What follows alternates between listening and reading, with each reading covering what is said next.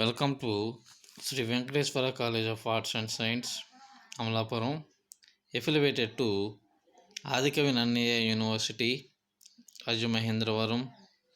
My name is K. Venkatesh, lecturer in economics. Today we will explain agriculture economics final year elective paper, unit number 3, farm management, వ్యవసాయ క్షేత్ర నిర్వహణ.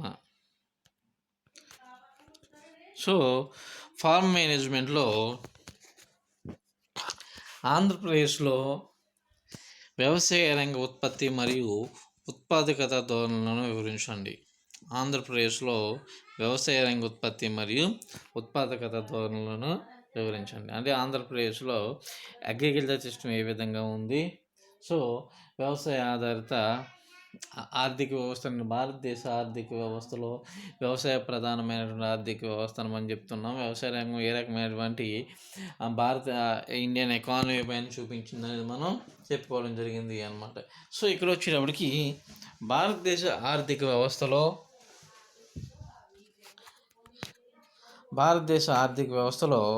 వ్యవసాయ రంగం యొక్క పాత్ర ఏమిటి, భారతదేశ ఆర్థిక వ్యవస్థలో వ్యవసాయ రంగం యొక్క పాత్ర ఏమిటో మనం చూసినట్లయితే,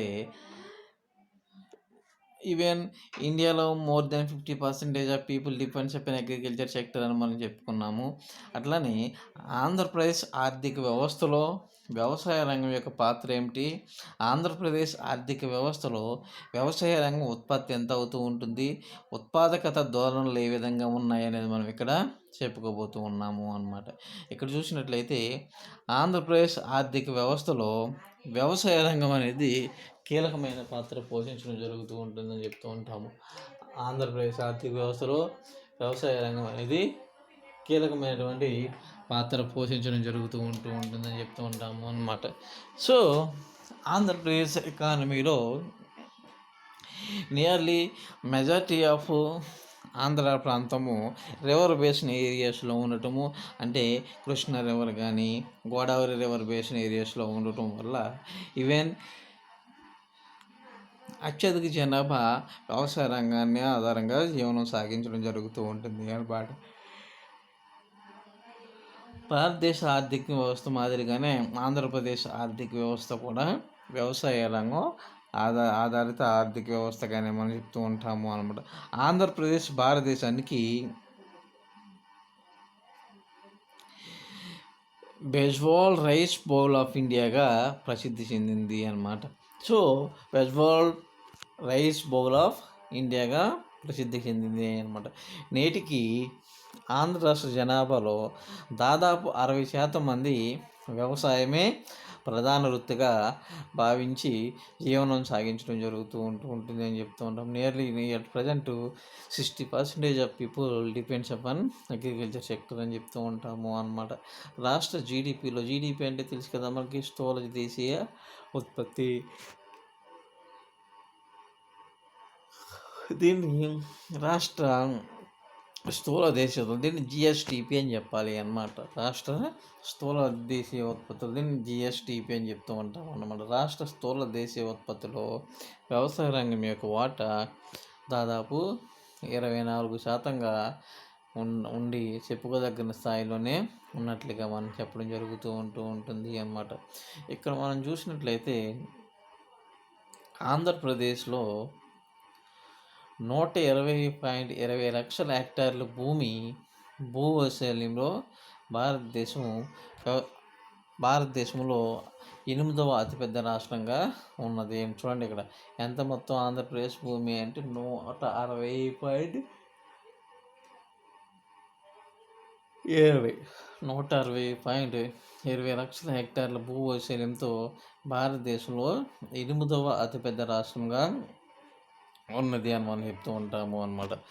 రాష్ట్రంలో పండే పంటలను స్థూలంగా ఆహార పంటలు మరియు ఆహారేతర లేదా వాణిజ్య పంటలుగా విభజించవచ్చును అన్నమాట.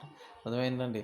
ఆహార పంటలు లేదా ఆహారేతర లేదా వాణిజ్య పంటలుగా మనం విభజించడం జరుగుతూ ఉంటుంది. అన్ని రకాల తృణధాన్యాలు,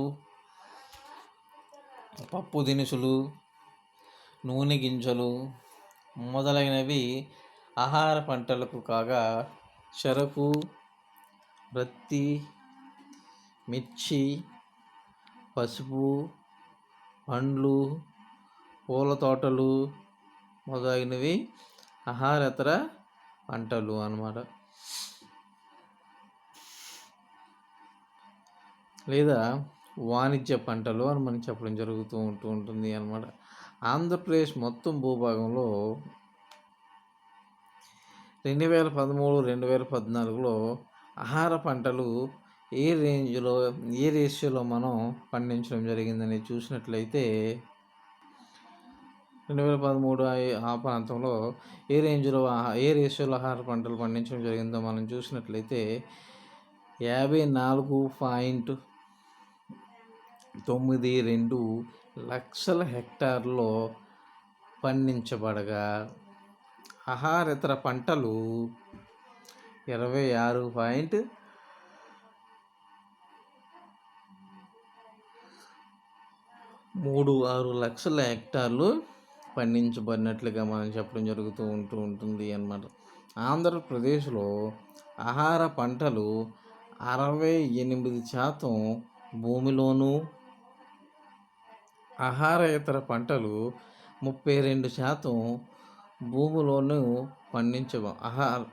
పండించడం జరుగుతూ ఉంటుంది అన్నమాట. సో ఇక్కడ మనం చూసినట్లయితే ఆంధ్రప్రదేశ్ ఎంతగా వ్యవసాయ ఆధారిత ఆర్థిక వ్యవస్థ అనేది మనకి ఇక్కడ చాలా క్లియర్గా అర్థమవుతూ ఉన్నట్లుగా మనం చెప్పొచ్చు అన్నమాట. సగటున 1 హెక్టార్ భూమిలో పండిన పంటను ఉత్పాదకత అని చెప్పడం జరుగుతూ ఉంటుంది అనమాట. సగటున 1 హెక్టార్ భూమిలో పండిన పంటను ఉత్పాదకత అని మనం చెప్పడం జరుగుతూ ఉంటుంది అనమాట. ఇది వ్యవసాయ రంగ సామర్థ్యాన్ని సూచించడం జరుగుతూ ఉంటుంది. మొత్తం జరిగిన లేదా పండిన దానిని ఉత్పత్తి అని మనం చెప్పడం జరుగుతూ ఉంటుంది అన్నమాట. 2014 సంవత్సరంలో తాత్కాలిక అంచనాల ప్రకారం ఆంధ్రప్రదేశ్ రాష్ట్రంలో 10,618 టన్నుల తృణధాన్యాలు, అదేవిధంగా చిరుధాన్యాలు, అదేవిధంగా 1,008 టన్నులు పప్పు ధాన్యాలను కలుపుకొని మొత్తం 11,698 టన్నుల ఆహార పంటలను ఉత్పత్తి సాధించడం జరిగినట్లుగా మనం చెప్పవచ్చు. సో దీంతో పాటుగా ఆంధ్రప్రదేశ్లోని వివిధ ప్రాంతాల నుండి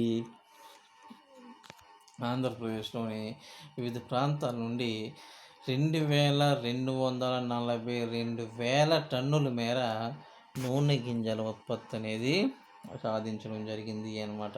సో క్రింది పట్టికలోని 2013-2014లో ఆంధ్రప్రదేశ్లో సాగు చేయబడిన ప్రధాన పంటల ఉత్పాదకత వివరాలు పొందుపరచడం జరిగింది. అవి ఏమిటనేది మనం చూడండి. దానికంటే ముందున జస్ట్ ఇంకొకసారి ఇది ఏమిటో చూస్తే మనకి క్లియర్గా అర్థమైపోతూ ఉంటుంది అన్నమాట. అంటే సగటున 1 హెక్టార్ భూమిలో పండిన పంటను ఉత్పాదకత అని చెప్పడం జరుగుతూ ఉంటుంది అన్నమాట. ఇది వ్యవసాయ రంగ సామర్థ్యాన్ని సూచించడం జరుగుతూ ఉంటుంది. మొత్తం పండిన దానిని ఉత్పత్తి అని చెప్పడం జరుగుతూ ఉంటుంది అన్నమాట. 2013-14 సంవత్సరంలో తాత్కాలిక అంచనాల ప్రకారం ఆంధ్రప్రదేశ్ రాష్ట్రంలో 10,618 టన్నుల తృణధాన్యాలు, చిరుధాన్యాలు, 1,080 టన్నుల పప్పు ధాన్యాలను కలుపుకొని మొత్తం 11,698 టన్నుల ఆహార పంటలను ఉత్పత్తి సాధించడం జరిగింది. ఆంధ్రప్రదేశ్లోని వివిధ ప్రాంతాల నుండి 2,242 వేల టన్నుల మేర నూనె గింజల ఉత్పత్తి అనేది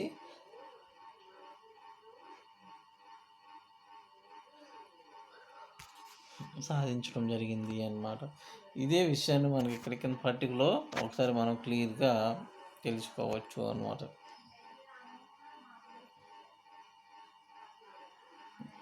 ఇక్కడ పంట సంఖ్య ఇచ్చాడు, పంట ఇచ్చాడు. 2010, 11 ఆర్థిక సంవత్సరం ఇచ్చాడు.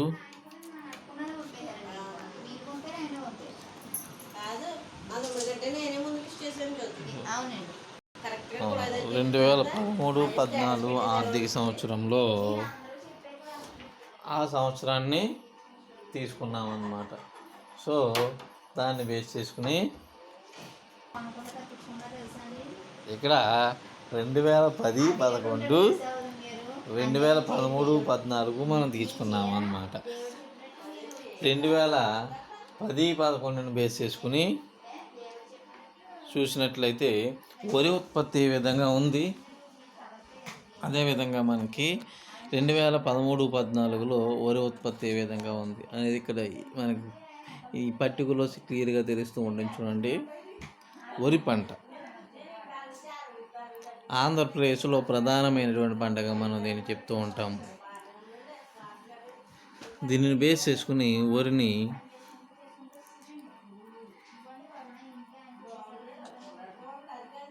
2,843 హెక్టార్కు ఒక హెక్టార్కు కిలోగ్రాముల్లో మనకి చెప్పడం జరుగుతూ ఉంటుంది. 2,843 కిలోలు వరి పంట 2010, 11లో పండించడం జరిగింది. అదే 2013, 14లో 3,094 కిలోగ్రాములకు పెరిగింది. గోధుమ ఆంధ్రప్రదేశ్లో గోధుమను మనం తక్కువ సాగు చేయడం జరుగుతూ ఉంటుంది. అది మనకు తెలిసిన విషయం కదా. ఇక్కడ మన నార్త్ సైడ్ ఎక్కువ పండిస్తూ ఉంటారు తప్ప మనకి ఇక్కడ చాలా తక్కువ మొత్తంలో పండించడం జరుగుతూ ఉంటుంది. గోధుమ చూడండి, 1402 కిలోలు హెక్టార్కి ఇక్కడ గోధుమలు 2010, 11 సంవత్సరంలో పండిస్తే 2013, 14లో 716 కిలోగ్రాములు మనం పండించడం జరుగుతూ ఉంటుంది.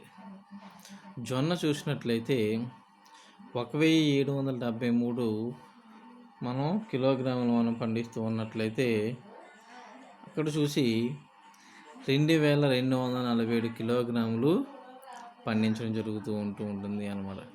ఇంకా సజ్జలు చూసినట్లయితే 1,832 2010, 11 సంవత్సరంలో మనం పండిస్తూ ఉంటే 2013, 14 సంవత్సరంలో 6,286 కిలోలు మనం పండించడం జరుగుతూ ఉంటుంది అనమాట. కందులు 385 పర్ హెక్టార్ 2013, 14లో 565 పర్ హెక్టార్. చెరుకు అంటే sugar cane 7,899 per hectare 2010, 11, 2013, 14లో 7,872. Grover nets అంటే వేరుశనగ 775 2013, 14లో 749. ప్రత్తి 381 2013, 14లో 550. టొబాకో 1,752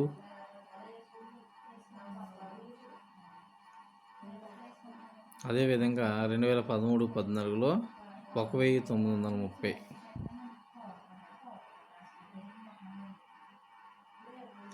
ఇక్కడ ఈ పై పట్టిక వివరాల ప్రకారం మనం చూసినట్లయితే 2010, 11 మరియు 2013, 14 సంవత్సరాలలో పైపట్టిక వివరాల ప్రకారం 2010, 11 మరియు 2013, 14 సంవత్సరాలలో ఆంధ్రప్రదేశ్లో ప్రధాన పంటల ఉత్పాదకతలో మిశ్రమ ధోరణులను కలిగి ఉన్నట్లు స్పష్టమవుతూ ఉన్నది. వరి, జొన్న, కందులు, పొగాకు ఉత్పాదకతలు ఆయా సంవత్సరాల మధ్యకాలంలో పెరుగుదలను నమోదు చేయగా గోధుమ, మొక్కజొన్న, వేరుశనగ వంటి పంటలు ఉత్పాదకత అనేది తగ్గినట్లుగా మనం చెప్పడం జరుగుతూ ఉంటుంది, పైపట్టికను బేస్ చేసుకుని అన్నమాట.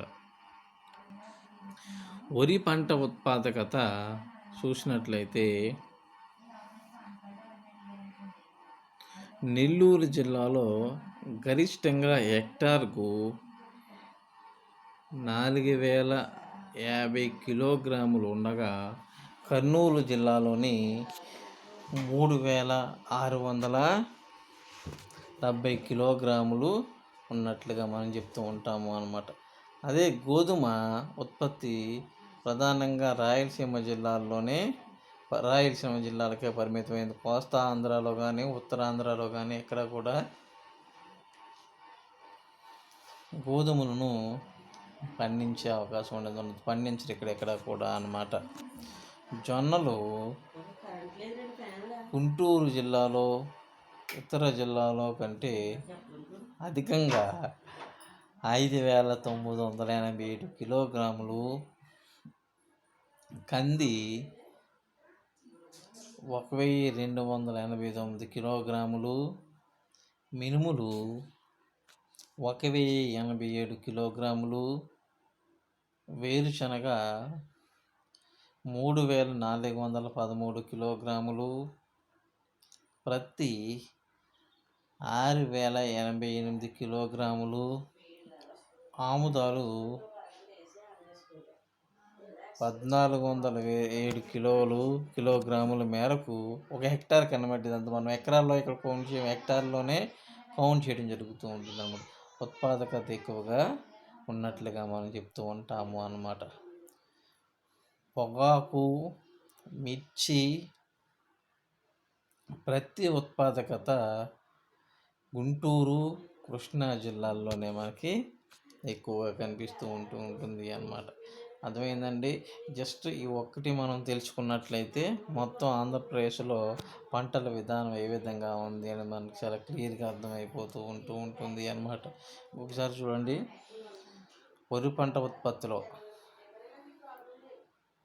ఉత్పత్తిలో ఏ జిల్లాలో అధికంగా పండుతూ ఉంటుంది?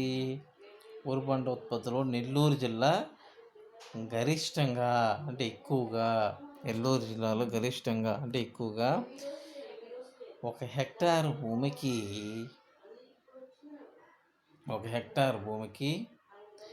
4050 కిలోగ్రాములు పంట పండించడం జరుగుతుంది అన్నమాట.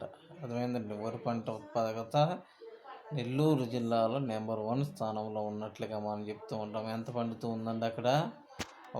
ఒక హెక్టార్కు 4050 కిలోగ్రాములు పంట పండించడం జరుగుతూ ఉంటుంది అన్నమాట. అదేవిధంగా కర్నూలు జిల్లాలో చూసినట్లయితే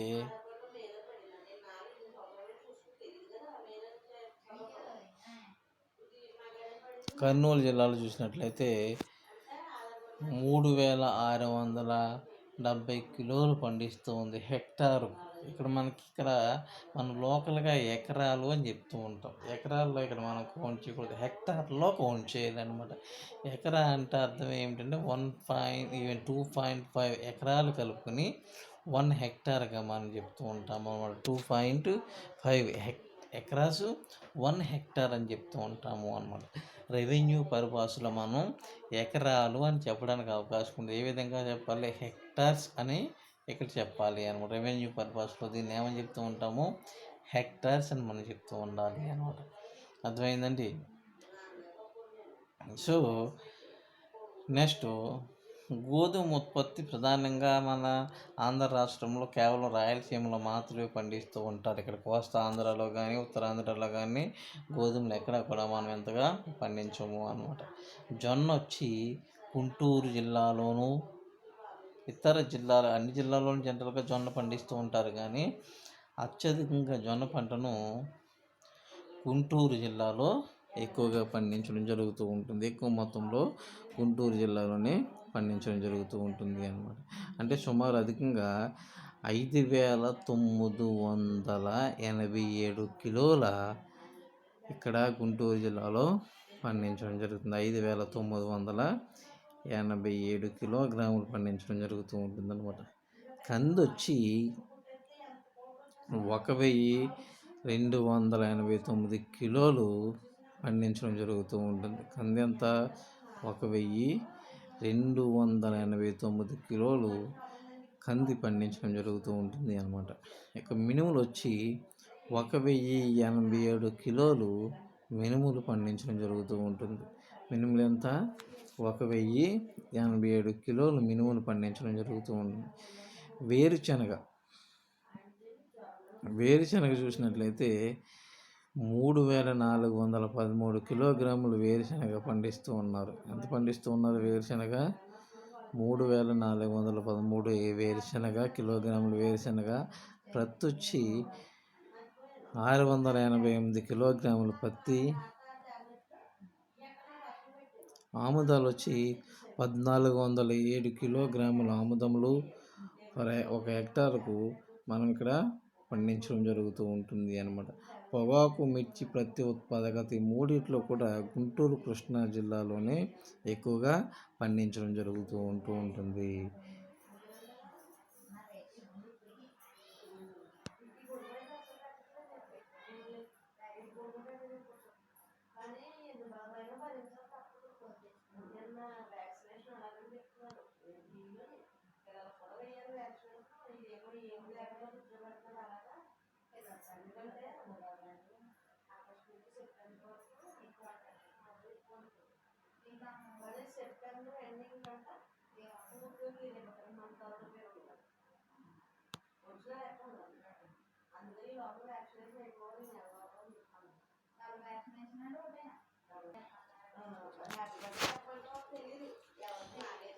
సో ఇది ప్రధానంగా భారతదేశ ఆంధ్రప్రదేశ్ ఆర్థిక వ్యవస్థలో వ్యవసాయ రంగం యొక్క పాత్ర అన్నమాట.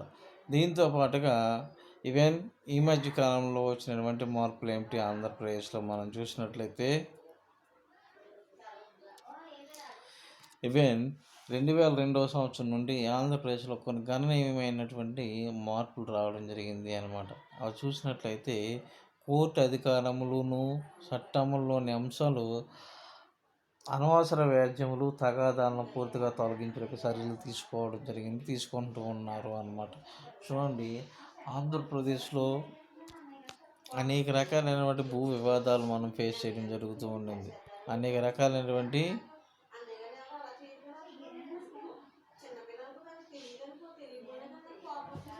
భూ వివాదాలు మనం ఫేస్ చేయడం జరుగుతూ ఉంటుంది అన్నమాట. దీంట్లో మనం ప్రధానంగా చూడండి, ఈవెన్ భూస్వామ్య వ్యవస్థ ఉండవచ్చు, కొంతమంది దొరా సిస్టమ్ ఇంకా మనకి ఉంటుంది, జమీందారీ వ్యవస్థ ఇంకా మనకు కొనసాగుతూనే ఉంటుంది. ఇట్లా రకరకాల ప్రాబ్లమ్స్ ఇక్కడ ఫేస్ చేస్తూ ఉన్నారు అన్నమాట. సో వీటన్నిటికీ కూడా ఈవెన్ కోర్టులో తరతరాలను ఈవెన్ పిటిషన్స్ వేసి తరతరాలుగా అక్కడ ఆ భూమి ఎవరికి చెందినటువంటి భూమిగా ఉండిపోతూ ఉన్నాయి అన్నమాట. అటువంటి జాప్యాన్ని, తగాదాలను పూర్తిగా తొలగించడం ద్వారా అత్యధిక భూమిని సాగులోనికి తీసుకురావడానికి అవకాశం అనేది ఏర్పడుతూ ఉంటుంది అన్నమాట. దాంతోపాటుగా భూమి రికార్డులను ఆధునీకరణ చేసి మిగులు భూమి పరిమాణమును పెంచవలెను. గుర్తుపెట్టుకోండి, భూ రికార్డులు ఎప్పుడు కూడా కంప్యూటరైజ్ చేయాలి. ఆధునీకరణ చేయడం అంటే కంప్యూటరైజ్ చేయడం. ఆంధ్రప్రదేశ్లో మ్యాక్సిమము ఈవెన్ భూ రికార్డులన్నీ కూడా మనకి ఇక్కడ కంప్యూటరైజ్ చేసినట్లుగానే మనం చెప్తూ ఉంటాం. చాలా మటుకు భూమి మొత్తము కూడా ఇక్కడ కంప్యూటరైజ్ చేసినట్లుగానే మనం చెప్పడం జరుగుతూ ఉంటుంది అన్నమాట. చూడండి, మ్యాక్సిమం మనకి అంటే మన వాళ్ళు అంటూ ఉంటారు కదా, ఆన్లైన్ అని చెప్పేసి భూమి ఆన్లైన్ చేయాలి, ఆన్లైన్ కంప్యూటరైజ్ అని చెప్తూ ఉంటాము అన్నమాట. సో ఈ భూ రికార్డులను ఆధునీకరణ చేసి మిగిలిన భూమి పరిమాణంను పెంచవలను అన్నమాట. నెక్స్ట్ వచ్చి, ప్రస్తుతం ప్రకటించిన మిగిలిన భూమి వాస్తవ మిగులు భూమిలో కేవలం మాత్రంగానే ఉన్నట్లుగా మనం చెప్తూ ఉంటాము అన్నమాట. అంటే దీన్ని బేస్ చేసుకుని సుమారు 30 మిలియన్ ఎకరాముల మిగులు భూమి ఉంటుందని చెప్పేసి నేషనల్ శాంపుల్ సర్వే అంచనా వేయడం జరిగింది, ఎన్ఎస్ఎస్ అంచనా వేయడం జరిగింది అన్నమాట. 1992 నాటికి మిగులు భూమి ప్రకటించి సుమారు 73 ఎకరాలు మాత్రమే, 73 లక్షల ఎకరాలు మాత్రమే ప్రకటించడం జరిగింది అన్నమాట.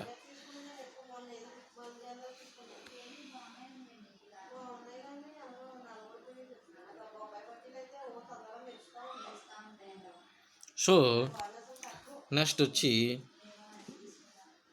ఇక్కడ చూడాలి, అంటే దీన్ని బేస్ చేయడం కేవలం ఈ భూములు ఎప్పుడైతే కంప్యూటరీకరణ చేయడం జరుగుతూ ఉంటుందో, ఎప్పుడైతే మనం భూములు ఆన్లైన్ చేయడం జరుగుతూ ఉంటుందో, ఏదైతే మిగులు భూమిని గుర్తించి ఎవరైతే పేద ప్రజలు ఉంటారో, భూమి లేనటువంటి వాళ్ళు ఉంటారో, ఆ పేద ప్రజలు భూమి లేనటువంటి వాళ్ళకి మనకి భూమి ఇవ్వడానికి అవకాశం అనేది ఏర్పడుతూ ఉంటుంది అన్నమాట. సుమారు 30 మిలియన్ ఎకరములు మిగిలి భూమిగా ఉంటుందని చెప్పేసి ఇక్కడ అంచనా వేయడం జరిగింది అన్నమాట. అయినప్పటికీ 30 మిలియన్ల ఎకరాలు అంచనా మిగిలి భూమి ఉంటుందని అంచనా వేస్తే మన వాళ్ళు ఎంత అంచనా వేశారు? గవర్నమెంటు 73 లక్షల ఎకరాలు మాత్రమే గవర్నమెంట్ ప్రకటించడం జరిగింది అన్నమాట.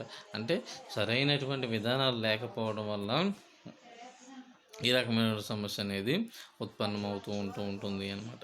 నెక్స్ట్, పేద రైతులను సంఘటితం చేసి పటిష్టమైన కార్మిక సంఘములు రూపొందించి చట్టములు అమలులో వారికి ప్రధాన పాత్ర కల్పించవలను. చట్టములలో అంశములు వారికి పూర్తిగా తెలియనట్టు చేయవలను. ఎందుకు అంటే భారతదేశంలో ఉన్నటువంటి రైతులు మెజారిటీ ఆఫ్ పీపుల్ గ్రామీణ ప్రాంతానికి చెందినటువంటి వాళ్ళని మనందరికీ తెలిసిందే. అలాగే ఆంధ్రప్రదేశ్లో కూడా ఎక్కువ గ్రామీణ వాతావరణమే ఉంటుంది కాబట్టి ఎక్కువ మంది రైతులు గ్రామీణ ప్రాంతం నుండి వచ్చినట్లుగానే మనం చెప్పడం జరుగుతూ ఉంటుంది. సో ఈ గ్రామీణ ప్రాంతంలో ఉన్నటువంటి రైతులు అత్యధిక శాతం మంది ఈవెన్ ఏ రకంగా ఉన్నారు అంటే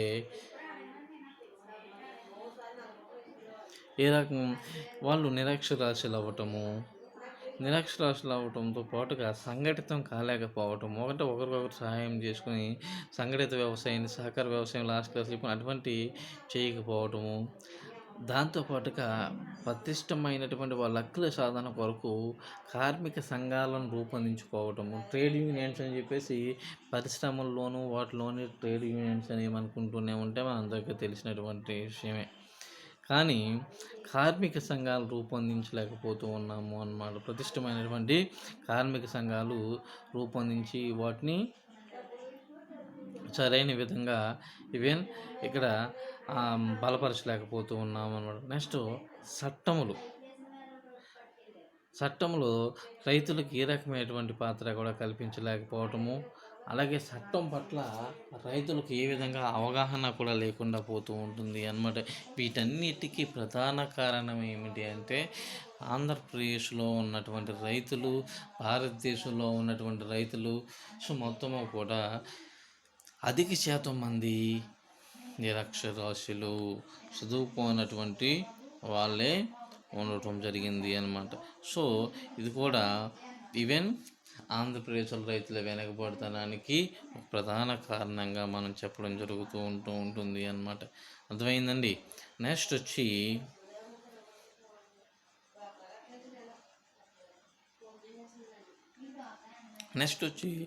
ఈ చట్టాలు అంటే ఏవైతే వ్యవసాయ చట్టాలు అనేవి ఉంటాయో ఆ వ్యవసాయ చట్టాల వలన పొందుపరచబడుచున్న ప్రయోజనములను మదింపు చేయవలను అన్నమాట. ఈ వ్యవసాయ చట్టాల వల్ల పొందే ప్రయోజనాలు ఏవైతే ఉన్నాయో ఈ వ్యవసాయ చట్టాల వలన పొందే ప్రయోజనాలను మదింపు అంటే తిరిగి చేసుకోవాల్సి ఉంటుంది రైతులు అన్నమాట. వీటితో పాటుగా రైతులు ఏ రకమైనటువంటి సమస్యలకు ఫేస్ చేస్తూ ఉన్నారో గుర్తించాలి అన్నమాట. సో ఆ సమస్యలు గుర్తించుటకు విధంగా ఆ ప్రయోజనాలను మదింపు చేయుటకు ప్రత్యేక సంస్థను ఏర్పాటు చేయాలి. రైతు సమస్యలను రోజు తెల్లవారితే మనం టీవీలోని వాటిలోని మనం ఇంటూనే ఉంటూ ఉంటాం. బట్ ఆ రైతుకి ప్రాబ్లమ్స్ వచ్చినప్పుడు, రైతు సమస్యలు ఫేస్ చేస్తూ ఉన్నప్పుడు ఆ సమస్యలకు రెమెడీస్ పరిష్కార మార్గాలు ఏమిటి అనేది మనకి అదో పెద్ద క్వశ్చన్ మార్క్గానే మనకు కనిపించడం జరుగుతూ ఉంటుంది అన్నమాట. సో ఆ పరిష్కార మార్గాలను గుర్తించి రైతులకు ఆ ప్రయోజనం కలిగే విధంగా ఈవెన్ పనులు చేయడానికి ఒక ప్రత్యేకమైనటువంటి ఒక ఆర్గనైజేషన్, ఒక సంస్థ అనేది ఏర్పడాలి. నెక్స్ట్ వచ్చి చిన్న కమతములు సామర్థ్యాన్ని పెంచవలెను. ఆంధ్రప్రదేశ్లో కూడా కమత పరిమాణం చాలా చిన్నది. కమతము అంటే అర్థం ఏమిటి? ఆల్రెడీ మనం లాస్ట్ క్లాస్లో మీకు కమతము అంటే ఏమిటి అనేది నేను చెప్పుకొచ్చాను. కమతము అంటే ఏమిటి, దేన్ని మనం కమతము అని చెప్తూ ఉంటారు. కమతము అంటే అర్థం ఏమిటి అంటే ఒక రైతు సేద్యం చేసే భూభాగ పరిమాణాన్ని కమతము అని చెప్తూ ఉంటాము అన్నమాట. ఒక రైతు సేద్యం చేసేటువంటి భూభాగాన్ని ఒక కమతము అని చెప్తూ ఉంటాము. అది ఒక కమతం అవుతూ ఉంటుంది. అంటే ఒక కమతము సేద్యం చేసే పరిమాణము. ఒక రైతు ఒక కమతము అంటే ఒక రైతు సేద్యం చేసే పరిమాణాన్ని కమతము అని చెప్తూ ఉంటాము అన్నమాట. భూమి పొందిన వారికి తగినంత రుణములు మరియు ఉత్పాదకత లభించినట్లు చూడవలెను. సో ఇక్కడ ఎప్పుడైతే చిన్న కమతాలను మనం పెంచడం జరుగుతుందో, చిన్న కమతాల సామర్థ్యాన్ని మనం పెంచడం జరుగుతూ ఉంటుందో, తత్ఫలితంగా ఏమవుతూ ఉంటుంది అంటే సంస్థాగత రుణాలు పొందడానికి వీలవుతూ ఉంటుంది అన్నమాట. తత్ఫలితంగా మనకి ఆదాయాలు అనేవి పెరుగుతూ ఉంటాయి రైతులకు. తత్ఫలితంగా వ్యవసాయ ఉత్పాదకత అనేది పెరగడానికి ఆస్కారం అనేది ఉంటుంది అన్నమాట. అర్థమైందండి. సో ఇది మనకి ఆంధ్రప్రదేశ్లో వ్యవసాయ సంబంధించినటువంటి ఉత్పాదకత అట్లనే ఆంధ్రప్రదేశ్లో ఏ రకమైన సమస్యలు ఫేస్ చేయడం జరుగుతూ ఉంటుంది అనే అంశం పైన మనకి చెప్పుకోవడం జరిగింది అన్నమాట. ఇక్కడ 2004 సంవత్సరంలో 2005 సంవత్సరంలో ఇక్కడ ఆంధ్రప్రదేశ్లో కొంతవరకు భూసేకరణ కార్యక్రమాన్ని ప్రవేశపెట్టడం జరిగింది. భూసేకరణ కార్యక్రమాన్ని ప్రవేశపెట్టి భూమిని సేకరించి భూమి లేనటువంటి జనాభాకి ల్యాండ్లెస్ పీపుల్ ఎవరైతే ఉంటారో ల్యాండ్లెస్ పీపుల్కి డిస్ట్రిబ్యూట్ చేయడం జరిగింది. ఇప్పుడు 2004-05 ఆ సమయంలో అన్నమాట. కానీ అది ఆ భూసేకరణ పూర్తిగా ఫెయిల్యూర్ అయ్యింది. దానికి గల కారణం ఏమిటి? దాని వెనక అనేక రాజకీయపరమైన ఒత్తిడి కారణంగా అది ఇక్కడ ఫెయిల్యూర్ అయ్యింది అన్నమాట. అయినప్పటికీ కూడా కొంత భూమిని సేకరించి పంపిణీ చేయడం జరిగింది ల్యాండ్లెస్ పీపుల్కి అన్నమాట. సో అంటే భూగరిష్ట పరిమితి చట్టం అనేది మనకు ఒకటి ఉంటుంది. ఆ భూగరిష్ట పరిమితి చట్టాన్ని బేస్ చేసుకుని ఆ భూగరిష్ట చట్టాన్ని బేస్ చేసుకుని ఈవెన్ ఏదైతే సర్ప్లస్ ల్యాండ్ ఉంటుందో ఆ సర్ప్లస్ ల్యాండ్ ఉన్నటువంటి వాళ్ళకి ల్యాండ్ తీసుకుని ల్యాండ్లెస్ పీపుల్కి డిస్ట్రిబ్యూట్ చేయాలి అన్నమాట. సో ఈ విధంగా చేయడం వల్ల ఏమవుతూ ఉంటుంది అంటే ఈవెన్ అత్యధిక భూమి సాగులోకి తీసుకురావడానికి అవకాశం అనేది ఏర్పడుతూ ఉంటుంది అన్నమాట. అంటే ఉత్పత్తిలో అంటే ఈ భూమి ఉంటుంది ల్యాండ్ లార్డ్స్ దగ్గర, ఆ భూమి మొత్తం కూడా సాగు చేయట్లేదు, వాళ్ళు అలా వేస్ట్గా పాడేస్తూ ఉన్నారు. ఆ భూమిని అవసరం వచ్చినటువంటి ల్యాండ్లెస్ పీపుల్ డిస్ట్రిబ్యూట్ చేసినట్లయితే ఆ భూమి సాగులోనికి తీసుకురావడానికి అవకాశం అనేది ఏర్పడుతూ ఉంటుంది అన్నమాట. అర్థమైందండి?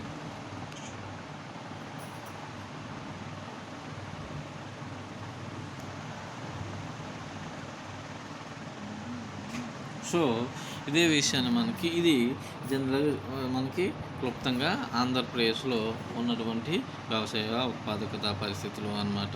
ఇంకొకసారి ఆంధ్రప్రదేశ్లో పంటలు ఉత్పాదకత ఏ విధంగా ఉందనేది మేము చూసినట్లయితే, ఆంధ్రప్రదేశ్లో పంటల ఉత్పాదకత ఏ విధంగా ఉన్నదని మనం చూసినట్లయితే, ఒక హెక్టార్కి అనమాట. హెక్టార్ అంటే అర్థం ఏమిటి? 2.5 acres 1 hectare. అర్థమైందమ్మా? హెక్టార్ అంటే అర్థం ఏమిటి? 2.5 acres 1 hectare. మన జనరల్ లాంగ్వేజ్లో ఎకరాలు అంటాం, బట్ రెవెన్యూ పర్పస్లో ఎకరాలు అనకూడదు. ఏమనాలి? హెక్టార్. ఏమనాలి? హెక్టార్ అనాలన్నమాట. సో ఆ హెక్టార్స్ని బేస్ చేసుకుని 2010-11 ఆర్థిక సంవత్సరాన్ని తీసుకున్నాము. అలానే 2013-14 ఆర్థిక సంవత్సరాన్ని తీసుకున్నాము. ఇక్కడ ఆర్థిక సంవత్సరం అంటే ఎట్లాగంటే, జనరల్గా మనకి జనరల్ ఇయర్ కాదు, మీకు తెలుసు కదా. ఏప్రిల్ 1వ తారీఖు నుంచి మార్చి 31వ తారీఖు వరకు ఒక ఫైనాన్షియల్ ఇయర్ అవుతుంది. ఏప్రిల్ 1వ తారీఖు నుంచి మార్చి 31వ తారీఖు ఒక ఫైనాన్షియల్ ఇయర్ అవుతుంది. అందుకని ఎకనామిక్స్లో మనకి డేట్లు 2009-10 బడ్జెట్, 2010-11 బడ్జెట్, 2011-12 బడ్జెట్, అట్లనే 12-13 బడ్జెట్, ఇట్లా 2 ఇయర్స్ కలిపి మనం చెప్పడం జరుగుతూ ఉంటుంది అన్నమాట. అర్థమైందండి? దీన్ని బేస్ చేసుకుని ఇక్కడ ఆంధ్రప్రదేశ్లో పంటల తీరు ఏ విధంగా ఉంది? ప్రధానంగా ఆంధ్రప్రదేశ్ ప్రధాన పంట ఏమిటి? వరే. ఆంధ్రప్రదేశ్ ప్రధాన పంట ఏమిటి అంటే వరే. మనం ఇక్కడ అత్యధిక సంఖ్యలో పండించడం జరుగుతూ ఉంటుంది అన్నమాట. ఈ పట్టికను మనం ఒకసారి మీరు క్లియర్గా చూడండి. వరే ఎంత పండించడం జరుగుతూ ఉంటుంది? 2010-11 ఆర్థిక సంవత్సరంలో మనం ఎంత పండించాము, అదేవిధంగా 2013-14 ఆర్థిక సంవత్సరంలో మనం ఎంత పండించాము. గోధుమలు 2010-11 ఎంత పండించాము, 2013-14 ఫైనాన్షియల్ ఇయర్లో మనం ఎంత పండించడం జరిగింది. అట్లనే జొన్న 2010-11 ఎంత ఉంది, అలాగే 2013-14లో ఎంత ఉంది. అట్లనే సజ్జలు 2010-11 ఎంత ఉంది, 2013-14లో ఏ విధంగా ఉంది. మొక్కజొన్న 2010-11లో ఏ విధంగా ఉంది, 2013-14లో ఏ విధంగా ఉంది. కందులు, చెరకు, వేరుశనగ, ప్రత్తి, పొగాకు ఇవన్నీ కూడా మనకి 2009-10 సంవత్సరంలో ఏ విధంగా ఉంది, 2013-14 సంవత్సరంలో ఏ విధంగా ఉంది అనేది మనకి ఇక్కడ చాలా క్లియర్గా తెలుస్తూ ఉంది అన్నమాట. సో ఇది ఆంధ్రప్రదేశ్ ఎకానమీ, ఆంధ్రప్రదేశ్లో వ్యవసాయ ఉత్పాదకత అనేది ఏ విధంగా ఉంది అనేది మనకి ఇక్కడ చాలా క్లియర్గా తెలవడం జరుగుతూ ఉంటుంది. సో ఇక్కడ మనం చూడండి, ఆంధ్రప్రదేశ్లో మొత్తం దేశ జనాభాలో ఆంధ్రప్రదేశ్ చూసినట్లయితే 8వ స్థానంలో ఉన్నట్లుగా మనం చెప్తూ ఉంటాం విస్తీర్ణంలో అన్నమాట. రాష్ట్ర స్థూల దేశీయ ఉత్పత్తిలో కూడా దాదాపు 24% జిఎస్టిపి అగ్రికల్చర్ సెక్టర్ నుంచే వస్తుంది. ఎంత? సుమారు 24% జిఎస్టిపి అగ్రికల్చర్ సెక్టార్ నుంచే రావడం ఉంటుంది అన్నమాట. అందుకుని ఆంధ్రప్రదేశ్ని మనం ఏమని చెప్పడం జరుగుతూ ఉంటుంది, Bezwal rice bowl of India,